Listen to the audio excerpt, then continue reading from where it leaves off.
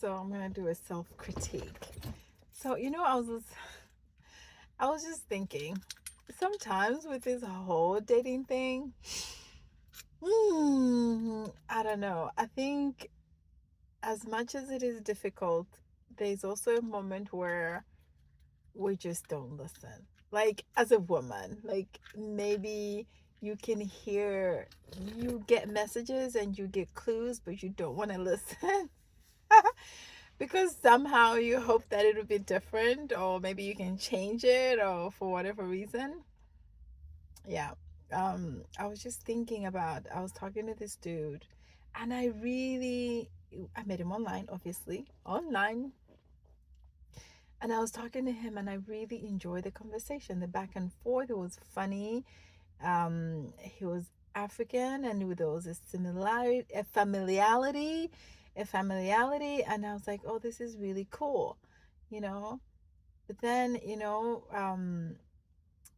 I mean, and he reached out a couple times, but I felt like I reached out a lot more. And that should have been a clue for me, right? But then I was like, God, I really enjoyed that conversation. And then he reached out to me about coming to visit me. And most of the time, most guys I meet online don't really initiate. Oh, they all just complain about how you live so far and long distance and blah, blah, blah. I was like, oh, this is so cool. So I was excited about that. So we keep talking. And then, I said something one day, a little thing that upset him, and he went on about it for a little bit, and I was like, okay, I didn't realize that would be upsetting. I'm sorry, but I was just um, I was literally just joking.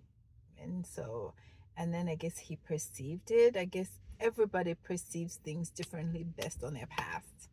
I understand that. I know that. And that's okay, because you could say one thing to one person and they can find it funny. You could say one thing to the same thing to another person and they'll flip out because their past experience obviously dictates dictates dictates their perception.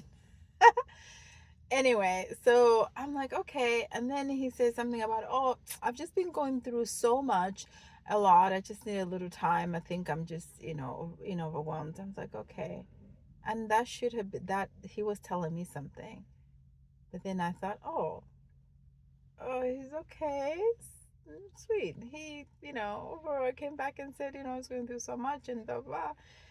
Like, okay, well, and then I said something about, oh, I would still like to meet you if that's okay with you. And he was like, yeah, sure. So I went ahead and went to meet him.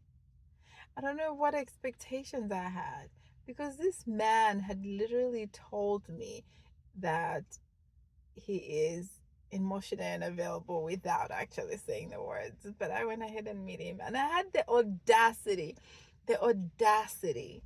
to be disappointed when he didn't show up, he didn't show up the way I wanted him to show up. I had the audacity.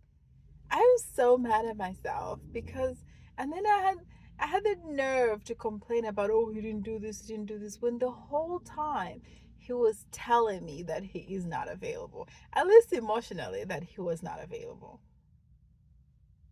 And I had the audacity to be upset. But then I realized I was upset at myself for not listening. And I was upset at myself for thinking that maybe. It's always that maybe that gets you in trouble, right? Just I, yeah, honor your intuition, listen, and sometimes people are clearly telling you something without verbalizing the actual message.